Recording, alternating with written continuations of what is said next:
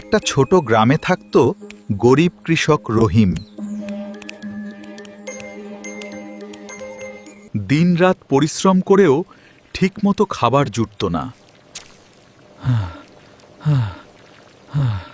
একদিন ভয়ঙ্কর খরা এলো, সব ফসল নষ্ট হয়ে গেল।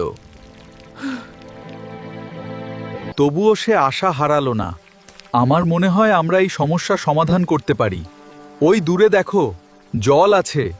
একজন জ্ঞানী বৃদ্ধ তাকে নতুন উপায় শেখালো।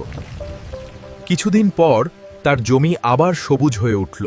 পরিশ্রম আর ধৈর্যের ফল সে পেল। কঠোর পরিশ্রম ও আশা কখনো বৃথা যায় না। বন্ধুরা, আজকের গল্প থেকে আমরা কি শিখলাম? বুদ্ধি খাটিয়ে কাজ করলে অবশ্যই সফল হওয়া যায়। যদি ভালো লেগে থাকে তাহলে লাইক করো, কমেন্ট করো, শেয়ার করো, সাবস্ক্রাইব করে রাখো।